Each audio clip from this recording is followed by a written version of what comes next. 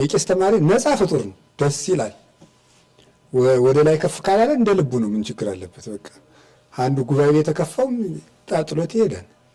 በኢትዮጵያ ታሪክ ሲሰራ ይኖራ የቄስ ተማሪ ነው እንደምታውቁት። በንግስት ዘውዲቱ ጊዜ፣ በአጼ ቴዎድሮስ ጊዜ፣ በአጼ በካፋ ሁልጊዜ ተማሪ ነው ታሪክ ሲሰራ ይኖረ።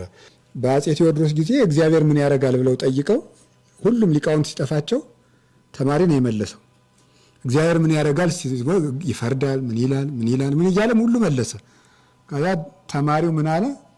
እግዚአብሔር ምን ያደርጋል ብለው ሲጠይቁ አይ ጥያቄ እኔ ያለ እሺ መልስ ሲሉት አይ እንግዲህ እንደ ሕጉ ጠያቂ ከታች ነው የሚሆን፣ ተጠያቂ ደግሞ ከወንበር ነው የሚቀመጥና ሰው ይውረዱና እኔ ወንበር ተቀምጬ ጠይቁኝ አላቸው። እሺ ብሎ እሳቸው ወንበር ላይ ተቀመጠና እሺ በልመልስ እግዚአብሔር ምን ያደርጋል ሲሉት እንዲህ ያደርጋል። ምን ያደርጋል? በወንበር ያለውን አውርዶ ሌላ ይተካል ማለት ነው። እንደዛ አድርጓል። በንግስት ዘውዲቱ ጊዜ ደግሞ ያው ገንፎ አገንፍተው ንግስት ዘውዲቱ ገንፎ አገንፍተው በሶስት ክንድ ማንካ ብሉ አሏቸው። ግራም በሶስት ክንድ ማንካ እንዴት ብሎ ነው የሚመጣው?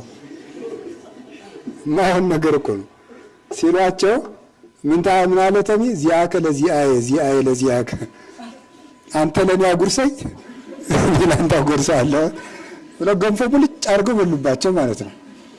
ለፈተና ነበር እንዲሁ ተማሪ ምን ያመጣውን ብለው ሲፈትኗቸው ነው። እና በአጼ በካፋ ጊዜ ደግሞ ተማሪ ያ ሁሉ ሊቃውንት ንጉሱ የተማሩ ስለሆነ ንባብ ሲያነቡ በመሃል ዝም አለ ፈርቶ ሊቃውንት። ተማሪ መለሰ። ይሄ ማይረባ ቁጭ ብለው ጨፈጨፉት ሊቃውንቱ። ምን አሉ እሳቸው? እናንተ አስመሳዮች ጌታችሁ ክርስቶስ ምንድን ነው ያላችሁ? ይሄይሰነ ናድሎ ለእግዚአብሔር የምናድሎ ለሰው፣ ለሰው ከምናደላ ለእግዚአብሔር ብናደላ ይሻላል አላሉም ሐዋርያት?